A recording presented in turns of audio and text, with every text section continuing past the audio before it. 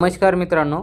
तर मित्रांनो, आपल्याला आजच्या व्हिडिओमध्ये शिकायचं आहे कृषी सोलार फवारणी यंत्र कशा प्रकारे हे मिळवायचं आहे। यासाठी मित्रांनो, सर्वप्रथम आपल्याला या साइटवरती यावं लागेल। या साइटची लिंक मी तुम्हाला डिस्क्रिप्शनमध्ये देणारच आहे।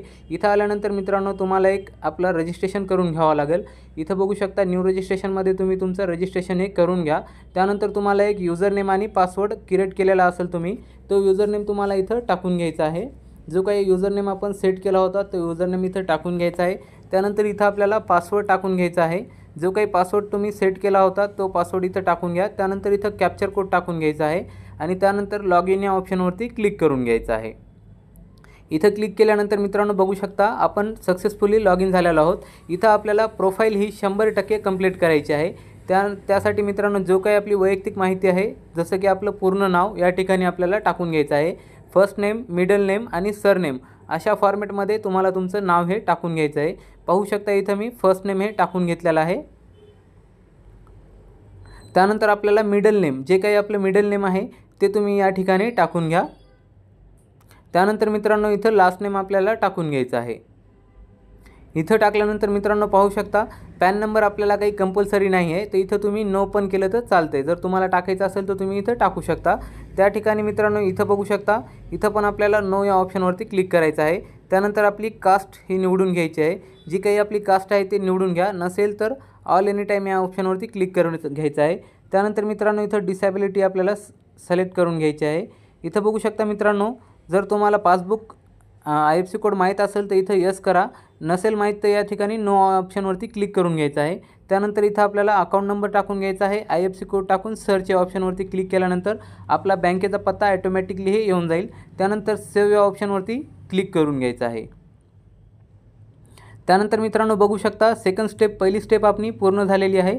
आता आपली सेकंड स्टेप म्हणजे आपला पत्ता आपल्याला टाकून घ्यायचा आहे। जो काही आपला आधार कार्डवरती पत्ता आहे तो व्यवस्थित इथं संपूर्ण जशाला तसा टाकून घ्यायचा आहे। बघू शकता इथं आपल्याला आपला जिल्हा, तालुका आणि गाव अशा प्रकारे सिलेक्ट करून घ्यायचं आहे। त्यानंतर सेम ॲजवर सेव्ह करून टाकायचं आहे। सेम पत्ता असेल तर सेव्ह करून घ्या। बघू शकता आपली सेकंड स्टेप पण पूर्ण झालेली आहे। आता आपली तिसरी स्टेप आणि लास्ट स्टेप म्हणजे इथं आपल्याला मित्रांनो, आपला लँड रेकॉर्ड आपल्याला टाकून घ्यायचा आहे। म्हणजे तुमची शेती कोणत्या जिल्ह्यात, कोणत्या तालुक्यात आणि कोणत्या गावात आहे या प्रकारे व्यवस्थित तुम्ही टाकून घ्यायचं आहे। पाहू शकता आपला जिल्हा, तालुका आणि गाव व्यवस्थित सिलेक्ट करून घ्या। इथं व्यवस्थित सिलेक्ट केल्यानंतर इथं बघू शकता मित्रांनो, तुम्हाला इथं सर्वे नंबर आणि खाता नंबर टाकून इथं सेव्ह या ऑप्शनवरती क्लिक करून घ्यायचं आहे। इथं बघू शकता सक्सेसफुली आपली प्रोफाईल कंप्लीट झालेली आहे। प्रोफाईल कंप्लीट झालेलं इथं ओके ऑप्शनवरती क्लिक करून घ्या। तर बघू शकता मित्रांनो, नेक्स्ट या ऑप्शनवरती मी क्लिक केलेलं आहे। हे बघू शकता आपली प्रोफाईल ही संपूर्ण कंप्लीट झालेली आहे। त्यानंतर मित्रांनो, बघू शकता आता आपल्याला आपला हंगाम निवडायचा आहे। जो काही आपण पेरला होता ते एक हंगाम आपण इथं निवडून घेऊया। त्यानंतर जो काही क्रॉप आपण घेतला होता ते क्रॉप आपल्याला इथं टाकून घ्यायचं आहे।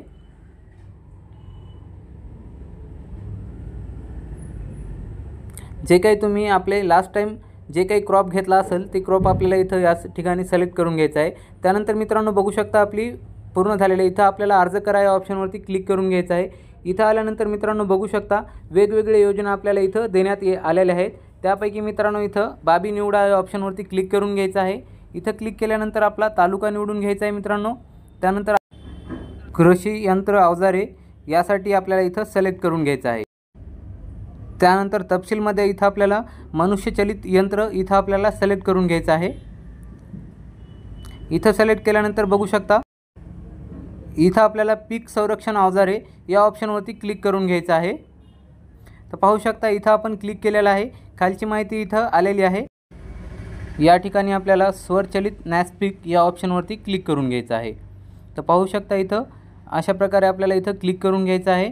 त्यानंतर मित्रांनो, इथं आपल्याला सेल्फ डिक्लेरेशनवरती क्लिक करायचं आहे आणि जतन करा या ऑप्शनवरती क्लिक करून घ्यायचं आहे। तर बघू शकता आपला फॉर्म व्यवस्थित सेव्ह झालेला आहे। यानंतर मित्रांनो, तुम्हाला पुढची स्टेप म्हणजे मित्रांनो, पाहू शकता मुख्य मेनूवर जायचं आहे आपल्याला परत एकदा। इथं आल्यानंतर आपल्याला अर्ज करा या ऑप्शनवरती क्लिक करून घ्यायचं आहे। इथं आल्यानंतर मित्रांनो, पाहू शकता अशा प्रकारे अर्ज सादर करा या ऑप्शनवरती क्लिक करून घ्यायचं आहे। इथं आल्यानंतर बघू शकता आपली एकदा माहिती तुम्ही व्यवस्थित वाचून घ्या आणि पहा या ऑप्शनवरती क्लिक करून घ्यायचं आहे।